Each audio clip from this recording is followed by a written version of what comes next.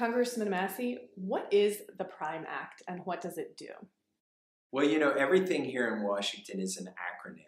So I had to come up with an acronym for this bill, and I thought PRIME would be a good word. So it stands for Processor Revival Intrastate Meat Exemption Act. That's PRIME if you add up all those first letters. I put processor revival in there because what this bill does is it allows local meat processors to flourish. A lot of them have gone out of business because of regulations. And it also, the bill says intrastate meat exemption, because what it facilitates or what it allows is consumers to buy directly from farmers using a local, heavily regulated processor, as long as they keep the sale inside the state.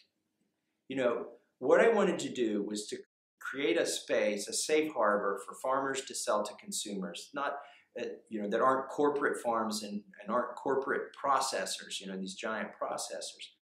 But, and so I had to decide how you're going to limit it so that the big companies don't just use this to skirt regulations.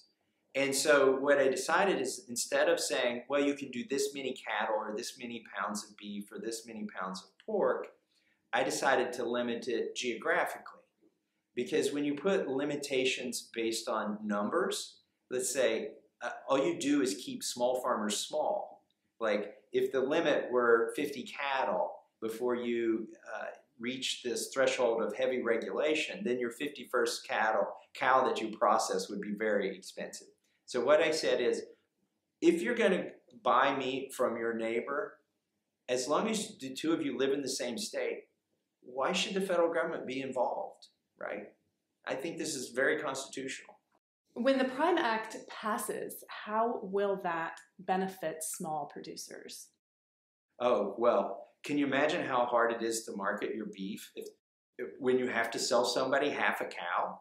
Let's say somebody wants to try locally raised beef, and they say, you know what, I'm having a barbecue next Sunday, and I've got a couple friends over. I'm going to need about 2 or 3 pounds of beef, and so I would love to try this local beef. And then they go to their local farmer, and he says, well, I'm going to have to sell you 300 pounds of beef, and you're also going to get the roasts and the ribs and the oxtail and the tongue and the liver.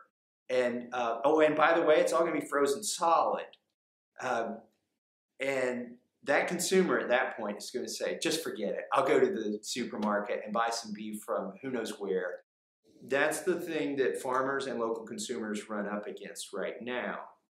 And that's what I want. I want to lower the threshold for somebody to try this. Also think about this. Right now, the regulations are discriminatory toward lower income people. You have to be well off to buy 300 pounds of beef at one time, and to have a freezer space to keep that beef, and to pay the electricity bill until you consume all that beef. I mean, at an average of $6 a pound, 300 pounds of beef would be $1,800. How many families, working families, could afford to do that?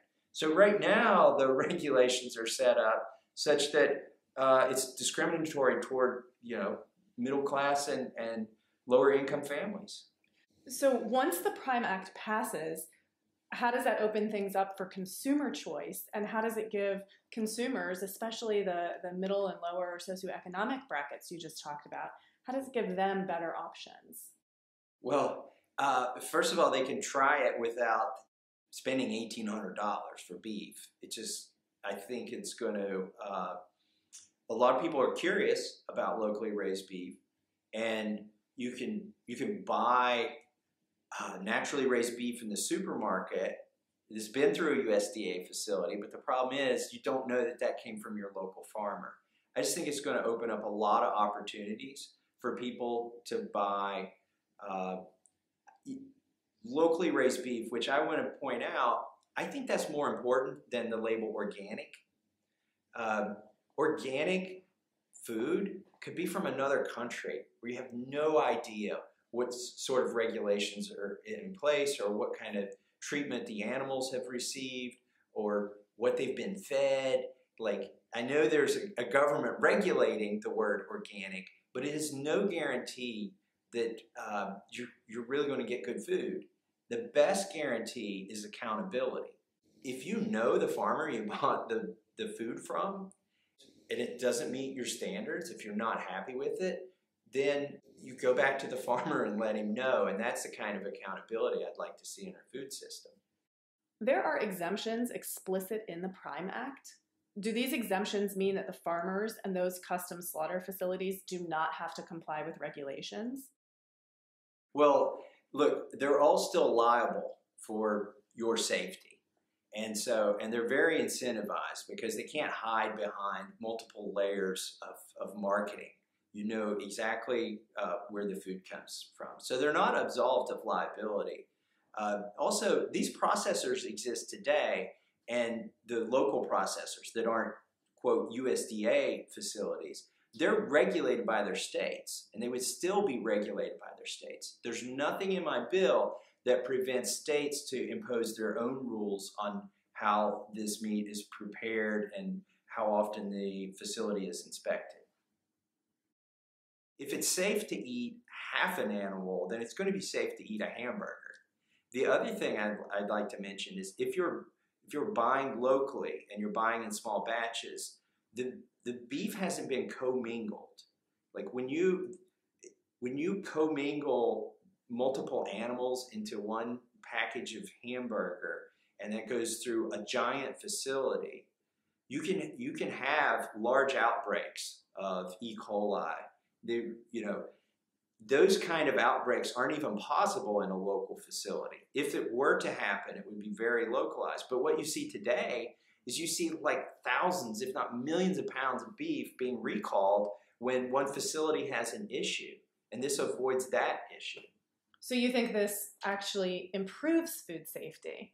Oh, I'm absolutely convinced it improves food safety.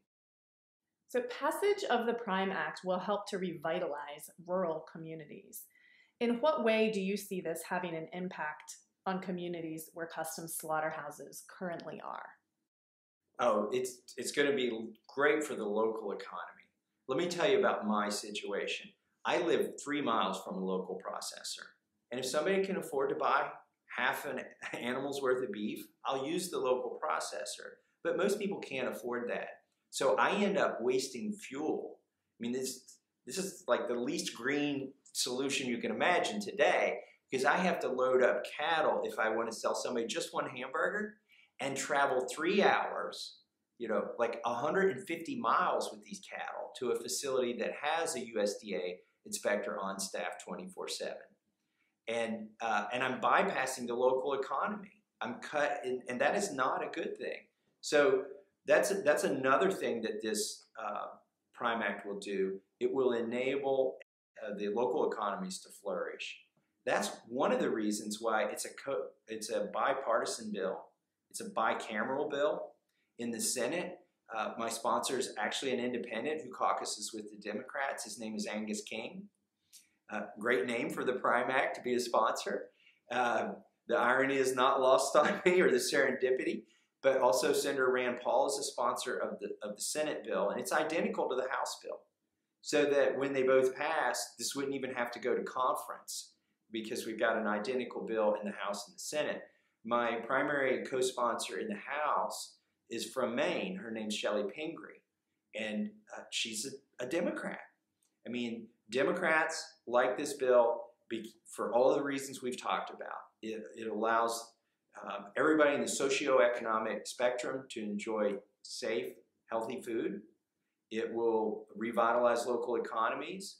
It will give small farmers a fighting chance to market their own product in the face of low prices from supermarkets and whatnot. And Republicans should like it because it lowers regulation, right? The size of government is going to shrink. Now that bothers some people, but it doesn't bother me because at the end of the day, the product that the consumers are going to buy will have more accountability and it'll be safer.